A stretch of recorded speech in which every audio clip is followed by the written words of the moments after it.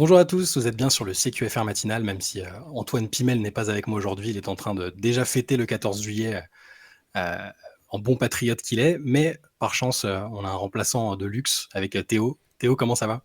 Très bien, Chai, ravi de prendre la place d'Antoine. On voit que les différents CQFR ont commencé à peser un petit peu sur Antoine qui a finalement fait un break. C'est ça, je crois qu'il en peut plus de parler de Summer League et de regarder des résumés de Summer League le matin, je crois que ça y est, C'est il ça. atteint sa limite. C'est le Mais load management de basket session, quoi. c'est ça. Et pourtant, on va quand même déjà commencer par parler un peu de Summer League parce que ça reste l'actu concrète en termes de match, même si c'est que de la Summer League, hein, on le répète souvent. Il s'est passé quand même deux trois trucs intéressants qu'on aime bien relayer. Notamment, moi, ce que j'ai retenu des matchs de cette nuit, parce on avait pas mal parlé du fait que Ryan Rupert, qui est quand même un premier tour de draft français, donc on aime forcément bien le suivre, on le trouve un petit peu en difficulté ou avec un temps de jeu pas très élevé. Là, cette nuit, Ryan Rupert a joué 32 minutes en sortie de banc pour les Blazers contre le Magic. Donc, c'est le joueur qui a le plus joué pour Portland cette nuit. Et moi, personnellement, de ce que j'ai vu, je l'ai trouvé bon, voire très bon. Alors, pas offensivement parce il a shooté à 1 sur 7, mais ce profil défensif qui fait que les Blazers l'ont drafté, là, moi, je l'ai vu beaucoup. Je l'ai vu prendre des rebonds, être agressif au rebond avec 12 prises. Je l'ai vu faire un peu de playmaking avec des passes décisives. Il en a fait 3. Et puis, une activité globale qui fait ça a été le deuxième meilleur plus-minus de son équipe, plus 24. Et il y a une séquence, je ne sais pas si tu l'as vu, Théo, je l'ai mise dans le CQFR écrit. Avec Scoot qui Ouais, est mic'd up. exactement, Scoot Henderson, donc qui pour le coup n'est pas en action là, depuis sa blessure à l'épaule. Il est interviewé pendant que le match se déroule et tu le vois hyper hypé au moment où Ryan Rupert fait une interception et part au dunk. Come Donc, on, Roop! Come on, Roop! ouais, t'as vu. Donc, alors déjà, ça en dit, ça dit quelque chose, je trouve, sur le fait que Ryan Rupert est déjà bien apprécié par le nouveau leader de l'équipe. Et ça montre que Scoot Henderson, quand même déjà très enthousiaste et bien impliqué dans l'équipe, je trouve. Just hitting each other phone, seeing if we free. No, they got. Oh, give me that! Oh, go get out! Go get out, Rose! Hey! Yes, sir, Root! Ouais, en fait, c'est marrant parce que c'est anecdotique, hein, c'est une petite vidéo comme ça, mais j'ai trouvé que c'était effectivement.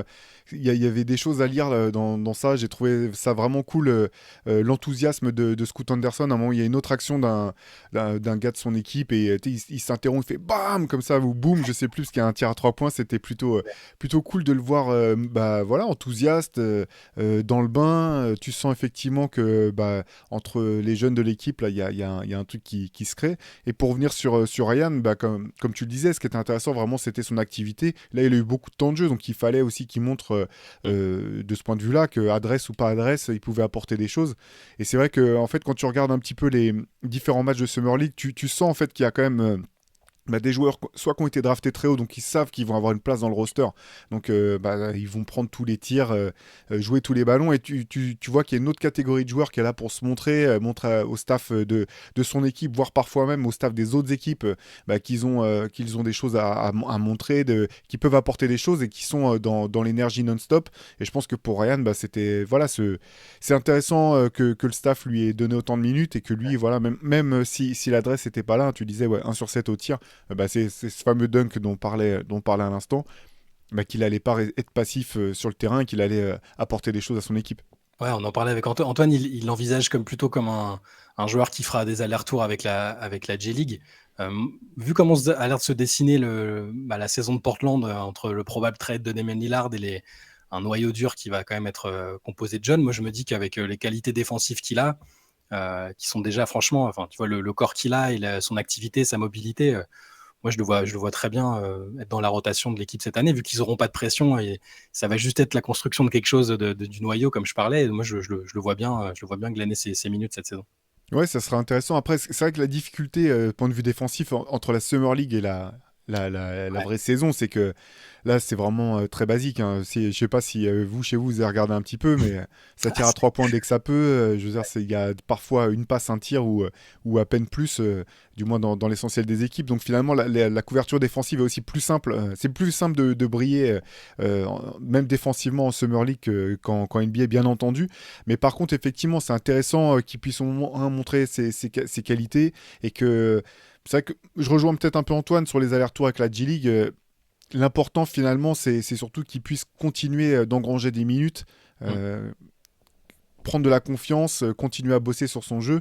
Donc même si ça devait être ça, je pense que ça serait quand même une bonne option pour Ryan cette saison, quoi. Ah, c'est clair.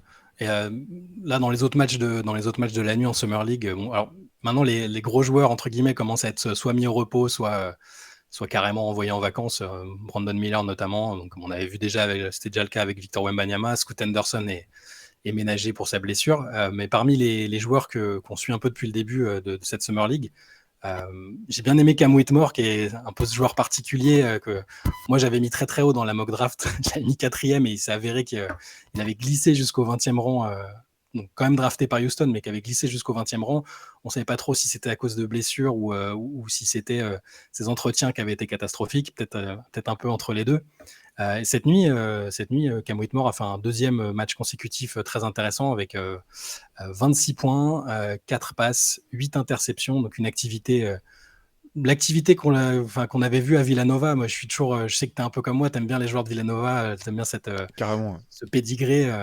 Et là, moi j'aime bien les matchs où en Summer League, tu te rends compte que le gars il est beaucoup trop au-dessus du niveau du match et de la rencontre et de l'opposition. Et là, c'est le deuxième match où je me dis qu'il est vraiment, il ressemble à un joueur qui mérite mieux que ce niveau-là, en tout cas. Ouais, ce qui est intéressant, j'ai trouvé que les 8 interceptions, c'est dur Bon, de savoir si ça sera, voilà, si vraiment on pourra compter sur lui, pas pour en avoir 8, mais pour être vraiment fort, à ce point-là aussi fort sur les lignes de passe. Par contre, ce que j'ai bien aimé, c'est offensivement, il a montré beaucoup de diversité dans le jeu, quoi. Il y a eu du tir à 3 points, il y a eu des attaques de cercle, un peu de bully ball quand il y avait un défenseur plus léger que lui. Il y a 2 fois, là, il fait des drives pleine puissance vers le cercle pour finir, main droite, main gauche, un ou deux jolis alley-oop aussi, tu vois, où il a pu montrer ses qualités athlétiques. Ça, je pense que c'est hyper rassurant du côté du staff de Houston, qui n'a pas pris un risque du tout en le prenant, hein, parce que c'était, comme tu disais, il était attendu bien plus haut, puis il n'a pas arrêté de chuter, notamment pour des raisons. C'est. Comme tu l'indiquais, son dossier médical qui aurait peut-être refroidi quelques équipes. On ne sait pas trop ce qu'il en est. En tout cas, tu dis, ouais, c'est belle pioche pour Houston. Il y aura de toute façon trop de joueurs finalement sur ces postes-là. Poste extérieur, il faudra faire du tri. Mais par contre, quel luxe de te dire, ils vont pouvoir choisir. Les autres auront. De toute façon, quoi qu'il arrive, c'est des joueurs qui auront une cote, qui auront une valeur sur le marché des transferts. Ouais. Donc, non, moi aussi, j'ai été plutôt impressionné par ce qu'a fait Cam Whitmore hier. Ouais. Il y a un autre joueur qui s'est distingué un peu. Enfin, ça a été une nuit relativement tranquille. Il n'y a pas eu d'énormes performances. Mais un joueur dont on n'a pas forcément beaucoup parlé parmi les draftés borderline lottery, c'est Kobe Bufkin d'Atlanta, passé par Michigan, drafté en 15e position donc par Atlanta. Et cette nuit, il a mis un game winner à 12 secondes de la fin contre Philadelphie, après avoir déjà mis le panier qui leur permettait de passer devant quelques secondes avant, puis avoir lâché une passe décisive pour un autre rookie, Mohamed Gay. Et donc il met ce game winner. Alors c'est encore que de la Summer League, la défense, c'est pas de la défense serrée d'une série de playoffs à 12 secondes de la fin, mais il y a quand même cette volonté, cette capacité de prendre des tirs pour la gagne que j'ai bien aimé chez ce joueur-là. Ouais, et puis le tir de la gagne, c'est finalement, si ça avait été, tu vois un step back three ou un panier hyper contesté comme ça, tu dis bon, bah il l'a mis, mais est-ce que. Moi, ce que j'ai bien aimé sur le panier, je vous invite à aller jeter un œil, quoi, c'est que, tu sais, il est très en. Comment dire, il assure vraiment son panier, quoi. Il y a beaucoup d'assurance dans la manière dont il joue la dernière possession. Ça, j'ai trouvé que c'était plutôt intéressant, quoi. Effectivement, tu vois, dans la capacité à pas se laisser. Alors, ça reste de la Summer League, hein, bien sûr, il y a zéro enjeu. Mais voilà, j'ai trouvé que c'était son sang-froid, en fait. Enfin, c'est plutôt ça. Son sang-froid dans la dernière minute, comme tu en parlais, était vraiment intéressant pour Atlanta. Ouais. Est-ce que c'est le prénom qui lui donne des ailes dans le clutch time? On verra pour la suite de sa carrière. Mais un mec né en 2003, a priori, je ne suis pas allé fouiller, mais on peut supposer qu'un joueur de basket né en 2003 qui s'appelle Kobe, il y a des chances que les parents aient voulu faire un petit hommage. C'est clair. Je voulais qu'on parle un petit peu aussi du coup de la sélection du Canada qui a été dévoilée. Enfin, c'est pas la sélection, c'est la liste pour le training camp pour la Coupe du Monde. Si on s'intéresse au Canada, c'est parce qu'ils sont dans le groupe de l'équipe de France à ce mondial, dans le groupe H, avec le Liban et la Lettonie. Donc. Et le Canada, qui tous les ans, à chaque compétition, on se dit « Ah, s'ils ramenaient leurs joueurs NBA, leurs meilleurs joueurs », puis au final, c'est rarement le cas, où tu as un petit Kelly Olynyk par-ci, par-là, enfin, pas assez pour être vraiment menaçant, aller chercher une médaille comme le potentiel, comme le vivier canadien devrait leur permettre. Et là, dans cette liste, donc on a 18 noms. Il faudra en prendre 12 à la fin. Jordi Fernandez, qui est le nouveau coach qui a remplacé Nick Nurse, va devoir faire un choix et prendre 12 joueurs. Et dans cette liste de 18, comment dire, c'est un peu effrayant. Je sais pas ce que tu en as pensé, mais il y a quasiment tous les joueurs NBA possibles, à l'exception d'Andrew Wiggins, Trey Lyles et Shadon Sharp, je crois. Enfin voilà, c'est les noms que j'ai en tête sur ceux qui n'ont pas été pris. Je crois qu'il n'y a pas Anthony Bennett aussi, mais... Anthony Bennett, qui pour le coup lui avait déjà fait des compétitions. Je me souviens d'Anthony Bennett contre la France. Je sais plus si c'était en prépa ou directement dans une compète, mais il avait joué déjà contre la France. Donc le groupe, je te le donne vite fait. Les 10 joueurs NBA qu'il y a sur les 18 invités: Shai Gilgeous-Alexander, Jamal Murray, RJ Barrett, Dylan Brooks, Luguentz Dort, Nickeil Alexander-Walker, Kelly Olynyk, Corey Joseph, Dwight Powell et Oshae Brissett, qui a récemment signé à Boston. Voilà, qu'est-ce que ça t'inspire, ces noms-là? Bah ouais, non, en fait, le problème du Canada, c'est qu'ils ont rarement eu leurs joueurs, parce que je me rappelle, alors c'était quand River, c'était encore en format magazine, on avait même fait un papier sur l'équipe émergente. Attention, le Canada va vraiment devenir hyper dangereux, parce qu'on voyait ces générations de jeunes qui arrivaient en compétition internationale avec de plus en plus de joueurs qui partaient vers la NBA et de gros potentiel. Finalement, ils n'ont jamais eu vraiment leur équipe au complet. On sait qu'à un moment, c'était, je sais pas si c'est toujours le cas, mais c'était Steve Nash qui jouait le rôle un peu de GM de l'équipe nationale. Finalement, ça n'a jamais trop pris, sans qu'on comprenne vraiment pourquoi. Mais là, par contre, effectivement, comme on en parlait un petit peu hors antenne, je pense qu'il y a aussi les Jeux Olympiques qui se profilent derrière, donc le potentiel de pouvoir enchaîner une Coupe du Monde derrière les Jeux Olympiques. On sait à quel point c'est important. Enfin, ça parle plus aux joueurs américains, même nord-américains, que les Coupes du Monde ou ce genre de championnat. Donc, c'est une très belle équipe. Alors, sur le papier, bien sûr, il n'y aura certainement pas tous ces joueurs-là qui rejoindront le groupe final, mais en tout cas, c'est vraiment intéressant. D'autant que, comme vous en aviez parlé à plusieurs reprises déjà avec Antoine, mais c'est une Coupe du Monde qui pourrait être relativement ouverte, entre guillemets, quand on voit l'équipe américaine qui sera sérieuse, mais qui est très loin d'être le meilleur de ce que les Américains, les États-Uniens pourraient envoyer. Donc non, c'est vraiment intéressant du côté du Canada. On voit que le Jordi Fernandez, pardon, il y a aussi un renouveau en termes de coaching. On a bien saisi que certains joueurs finalement n'avaient pas trop accroché avec Nick Nurse, de ce qu'on a pu comprendre en tant que sélectionneur. Donc ça va être très intéressant à suivre dès cette compétition, et puis pour la suite des choses peut-être. Parce que si ça prend et que les autres joueurs veulent venir et que ça devient un petit peu effet boule de neige où les mecs finalement ont vraiment envie de participer, ça peut vite devenir effectivement une équipe assez monstrueuse. Ah, c'est ça. Alors là, sur le papier, quand je vois le nom des 10 joueurs NBA en question, ça manque peut-être un peu de force intérieure, mais Dwight Powell, Oshae Brissett, c'est pas mal. Kelly Olynyk peut jouer 5 en FIBA sans aucun souci en mode stretch.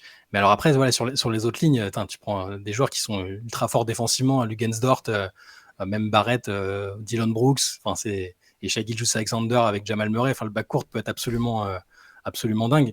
Voilà, faut rester prudent, parce que ils peuvent s'il y a une liste de 12 où il y a ni Gilgeous-Alexander ni Murray, bon, forcément ça perd en talent, mais si c'est RJ Barrett le chef de file de la sélection, et qu'autour t'as quand même du Dylan Brooks et des joueurs comme ça, franchement c'est bon. Il y a quand même la question de créer une équipe comme ça un peu en dernière minute, qui est des joueurs qui n'ont jamais joué ensemble.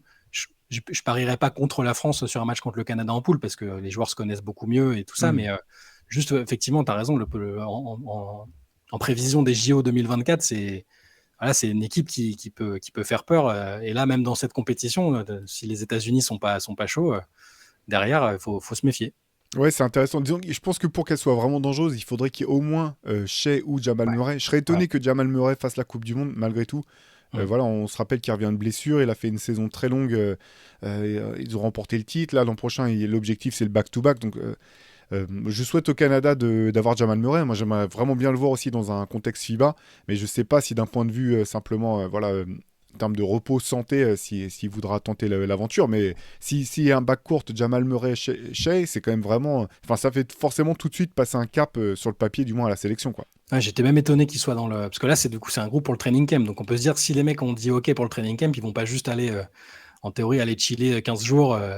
Après, pourquoi pas, hein, mais je trouverais étonnant de dire non après avoir dit oui pour le training camp. Mais bon, écoute, on verra bien. En tout cas, quand j'ai vu ça ce matin, je me suis dit, ah ouais, quand même, enfin, il va y avoir peut-être une grosse équipe du Canada, et pourtant, sans Wiggins, sans les autres jeunes qui sont Shaedon Sharpe. J'ai pas cité Bénédicte Mathurin tout à l'heure, ou Andrew Nembhard d'Indiana, qui est un très bon joueur. Voilà, donc les Canada, peut-être l'équipe de demain à surveiller. Pour finir, vous voulez peut-être aussi qu'on parle un peu d'une des actus, d'une des rumeurs de trade. Alors, c'était tombé hier soir, mais pour une fois, c'est pas sur Damian Lillard. Il n'y a pas d'énorme update sur Damian Lillard. C'est sur l'autre gros poisson un peu qui est mécontent et qui a demandé son trade, sur James Harden, qui, comme Lillard, aurait demandé une seule destination à son équipe, les Los Angeles Clippers. J'ai une question, parce que tu dis mécontent. Il est mécontent de quoi, en fait, James Harden? Je sais pas. Il est mécontent par nature, j'ai l'impression. Maintenant, ça y est, c'est son statut par défaut. Mais... Parce qu'en fait, je me faisais la réflexion au bout du compte, je me suis dit, mais pourquoi il veut partir, lui? Qu'est-ce qu'il a reproché aux Sixers? Bref, c'est assez fou. Donc maintenant, il veut une seule équipe, les Clippers. Tu dis, ok, mais je comprends. Enfin, je comprends comment fonctionne la NBA, mais là, je vois pas quel atout vraiment a James Harden dans sa poche pour dire je veux partir et je veux aller dans cette équipe et nulle part ailleurs. Autant pour, effectivement, Damian Lillard, bon, il y a un côté affect. Tu dis, bon, les plans entre la franchise et lui, ils sont plus alignés.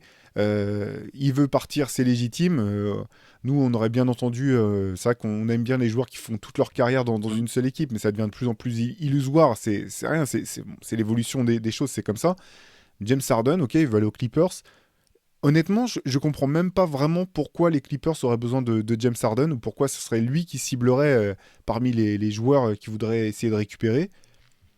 Je comprends même pas vraiment ce que Philly aurait à gagner dans un trade pour James Harden, qui enverrait James Harden aux Clippers, parce que je me dis du côté des Sixers, de toute façon, eux aussi, ils sont l'objectif, c'est gagner maintenant, ou c'est win or bust, quoi. T'as Joel Embiid qui va bientôt en avoir marre. Tu dis, tu peux pas dire, bon, on va aller chercher juste du Norman Powell, des joueurs de complément, on va les mettre autour de Joel Embiid.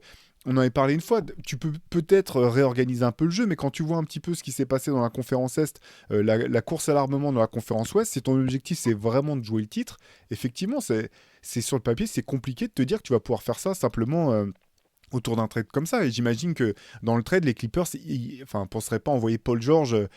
Si tu envoies Paul George, je me dis, bon, pour les Sixers, oui, ça a du sens. Tu as un joueur qui est peut-être plus complémentaire de Joel Embiid, qui va se mettre en deuxième option, qui est parfaitement complémentaire avec tout le reste de l'effectif. Mais l'idée des Clippers ne sera jamais de lâcher Paul George pour avoir James Harden. C'est de rajouter James Harden à leurs deux super joueurs qui jouent 50 matchs par an, quoi.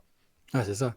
Mais alors, le truc d'Harden, tu demandais ce qui pourrait pousser les Sixers à le trader. On sait que Daryl Morey a beaucoup d'affection pour James Harden. On sait qu'il veut quand même essayer de le convaincre de rester, mais il a qu'un an. Il a activé son option pour 1 an. Donc ça peut être l'idée de ne pas le perdre sans aucune contrepartie. Ça peut être ça, même si la contrepartie, c'est Norman Powell, Terrence Mann ou des joueurs comme ça. Mais ouais, James Harden c'est toujours un peu incompréhensible. Il commence à faire partie des joueurs qui, dès qu'ils arrivent quelque part, ça se finit pas bien, quoi. C'est plus le même joueur. Il a fait des bonnes choses, hein, il a fait quelques bonnes choses à Philadelphie, mais il est plus, à mon sens, assez fort pour. Est-ce qu'il fait pas partie de ces joueurs qui n'ont pas encore réalisé à quel point ils avaient décliné, ou que c'était plus des superstars qui pouvaient porter l'équipe à.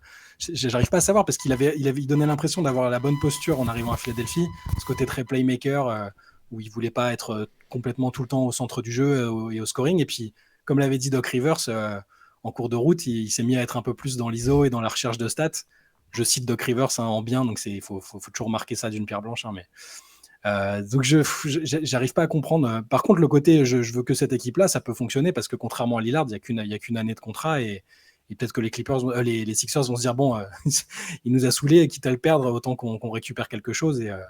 Et voilà, après, c'est sûr que ça les met en péril par rapport à Embiid, dont Antoine nous annonce depuis 6 mois qu'il va finir par demander son trade avant la prochaine deadline. Donc on verra, mais c'est très surprenant. Effectivement, je ne sais pas de quoi il est mécontent. On n'a pas entendu parler d'une mésentente particulière avec Embiid, où il y a un nouveau coaching staff. C'est peut-être le coaching staff, je ne sais pas. Est-ce qu'il a déjà vu que Nick Nurse, ce ne serait pas sa tasse de thé, je ne sais pas. c'est des situations intenables pour les franchises quand même, parce que là, effectivement, en annonçant qu'il veut partir qu'aux Clippers, ben, non seulement il réduit tout le champ d'action possible des Sixers, il fait aussi en sorte que, que les Clippers ils se disent, bah, s'il veut venir que chez nous, bah, on n'est pas obligé de sortir notre offre maximale. On peut, si on n'a pas de concurrence, on va essayer d'avoir le meilleur deal. Et en fait, pour les Sixers, je te comprends, hein, tu as raison, le fait qu'il ait qu'une année de contrat derrière. Et qu'ils n'aient pas envie de le voir partir sans récupérer de compensation. Effectivement, c'est une pression pour Philadelphie. Et en même temps, voilà, si tu récupères juste des joueurs de complément pour James Harden, je vois pas vraiment comment ça fonctionne. On sait aussi que Daryl Morey, il veut des stars. Quoi qu'il arrive, enfin, je veux dire, il suffit de voir combien de temps la saison dernière, il a accepté de garder Ben Simmons sur le côté et de pas céder finalement à la panique et de laisser la situation s'enliser jusqu'à ce qu'il ait le joueur qu'il voulait en retour, James Harden. Je serais étonné, quoi. Je serais étonné que Daryl Morey accepte ça, parce qu'en fait, le truc, c'est que de toute façon, si il cède sur ce deal-là et que derrière, 3 mois plus tard, Joel Embiid dit je veux partir à New York ou autre part, je pense que Daryl Morey saute. Donc, quitte à sauter, je me demande si il y a un peu un côté du genre, t'es foutu pour foutu. Bah non, on va voir, vas-y, refuse de jouer, on va voir ce que ça donne. On va voir si les Clippers veulent toujours de toi, si tu leur montres que, comme tu as fait pour partir de Houston, tu es prêt à arriver hors de forme, pas jouer, etc. Et, parce que lui, on sait qu'il est capable. Lui, on sait qu'il peut le faire. À chaque fois, on se demande, ces derniers temps, on se demande, est-ce que la menace de Lillard qui vient pas au training camp et machin, elle est plausible? On pense globalement que non, parce que c'est Lillard et que son comportement indique pas ça. Mais Harden, pour le coup, on sait qu'il peut tanker une préparation et un début de saison. Ça, c'est clair, mais le truc, c'est qu'il a depuis, il a fait 2 équipes. Il a quoi, 4 ans de plus? Ça, ouais. Je me mélange dans les années, 3-4 ans de plus. Ses dernières performances en playoff, en tout cas, te laissent pas indiquer, te laissent pas forcément penser qu'il est toujours dans son prime.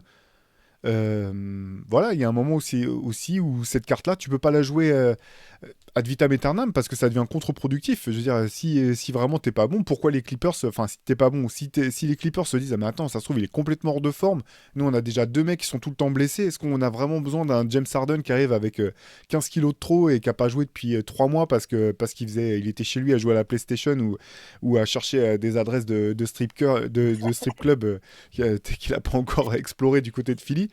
Je sais pas, quoi. Je sais pas. Je suis un peu circonspect. Malheureusement pour Philadelphie, et je le répète parce qu'on passe pour des Philly haters, mais c'est vraiment pas le cas. Moi, c'est une franchise qui m'a fait vibrer à plein de moments. Je vois pas de solution idéale pour eux de cette situation. Je suis pas sûr non plus que James Harden soit la réponse à tous les problèmes des Clippers. C'est pour toutes ces questions-là me laisse très circonspect. Ouais. Écoute, on verra bien. Ce sera peut-être un autre feuilleton de l'été avec Damian Lillard. Ça va nous tenir occupés pendant les vacances. Voilà, on va en rester là pour aujourd'hui. Donc, pas de CQFR le week-end, comme vous en avez pris l'habitude. On se retrouve lundi matin pour faire un petit résumé de toute l'actualité de ce qui sera passé en NBA, en espérant qu'il n'y ait pas non plus un giga trade entre-temps dans la ligue. Mais voilà, merci Théo. On se retrouve lundi matin et passez tous un bon week-end. Salut à tous.